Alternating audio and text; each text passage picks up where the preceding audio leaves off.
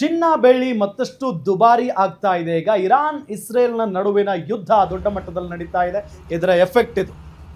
ಚಿನ್ನ ಬೆಳ್ಳಿ ದರ ಏರಿಕೆ ಆಗಿದೆ. 24 ಕ್ಯಾರೆಟ್ ಚಿನ್ನ ಪ್ರತಿ 10 ಗ್ರಾಮ್ಗೆ 7,000 ರೂಪಾಯಿಯಷ್ಟು ಹೆಚ್ಚಳ ಆಗಿರೋದು.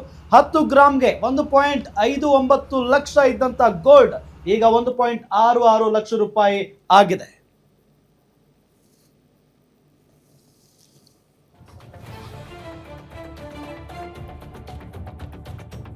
₹20,000 ಏರಿಕೆಯಾಗಿದೆ.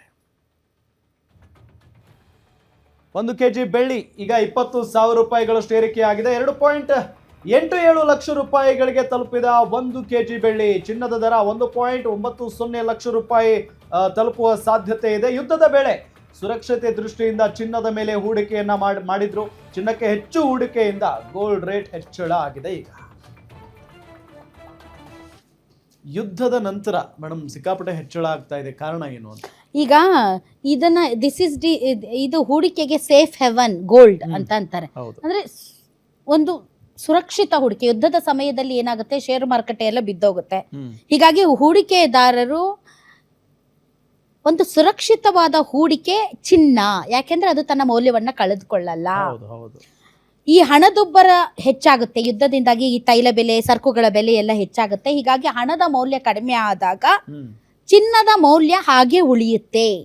ಹಾಗಾಗಿ ಚಿನ್ನದ ಮೇಲೆ ಜಾಸ್ತಿ ಹೂಡಿಕೆ ಮಾಡ್ತಾರೆ. ಹಾಗಾಗಿ ರೇಟ್ಗಳು ಜಾಸ್ತಿ ಆಗುತ್ತೆ. ಆಮೇಲೆ ಇದು ರೂಪಾಯಿಯ ಮೌಲ್ಯ ಕುಸಿತ, ಯಾಕಂದ್ರೆ ಜಾಗತಿಕ ಉದ್ವಿಗ್ನತೆಯಿಂದಾಗಿ ರೂಪಾಯಿಯ ಮೌಲ್ಯ ಡಾಲರ್ ಎದುರುಗಡೆ ಕುಸಿಯುತ್ತೆ. ಆದರೆ ಚಿನ್ನಕ್ಕೆ ಡಾಲರ್ನಂತೆಯೇ ಬೆಲೆ ಇರೋದ್ರಿಂದ ದೇಹದಲ್ಲಿ ಬ್ಯಾಡ್ ಕೊಲೆಸ್ಟ್ರಾಲ್ ಜಾಸ್ತಿ ಆದಾಗ ಹಾರ್ಟ್ ಅಟ್ಯಾಕ್ ಆಗೋ ಚಾನ್ಸಸ್ ಜಾಸ್ತಿ. ಇತ್ತೀಚೆಗಂತೂ ಸಿಕ್ಕಾಪಟ್ಟೆ ನ್ಯೂಸ್ನ ಕೇಳ್ತಾನೆ ಇದ್ದೀವಿ. ಸೊ ಬ್ಯಾಡ್ ಕೊಲೆಸ್ಟ್ರಾಲ್ನ ಕಮ್ಮಿ ಮಾಡೋದಕ್ಕೆ ಉತ್ತಮವಾದ ಆಹಾರ ತುಂಬ ಇಂಪಾರ್ಟೆಂಟು. ಜೀನಿ ಸ್ಲಿಮ್ ಯೂಸ್ ಮಾಡಿ. ಕರೆಕ್ಟ್, ಜೀನಿ ಸ್ಲಿಮ್ನಲ್ಲಿರುವಂತಹ ಎಷ್ಟೋ ಆಹಾರ ಧಾನ್ಯಗಳು ಕೊಲೆಸ್ಟ್ರಾಲ್ ಲೆವೆಲ್ನ ಕಮ್ಮಿ ಮಾಡೋದಕ್ಕೆ ಹೆಲ್ಪ್ಫುಲ್ ಆಗುತ್ತೆ.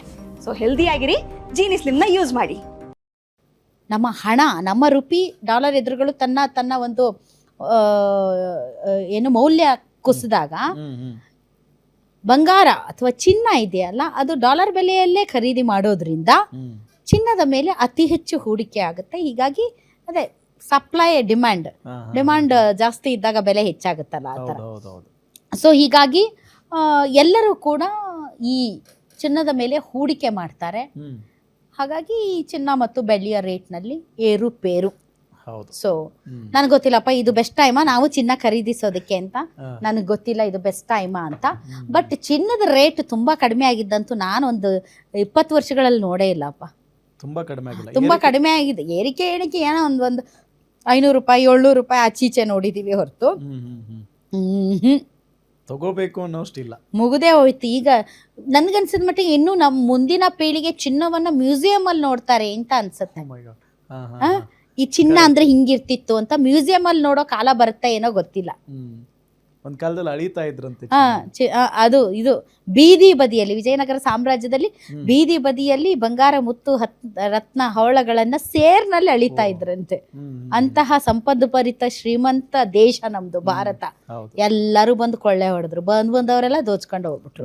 ದೋಚ್ಕೊಂಡು ಹೋಗಿ ನಮ್ಮ ಕಿರೀಟಗಳನ್ನ, ನಮ್ಮ ವಸ್ತುಗಳನ್ನ, ನಮ್ಮ ಮುತ್ತು ರತ್ನ ವಜ್ರ ವೈಡೂರ್ಯಗಳನ್ನ ಅವ್ರ ಮ್ಯೂಸಿಯಂ ಅಲ್ಲಿ ಇಟ್ಟು ತೋರಿಸ್ತಾರೆ.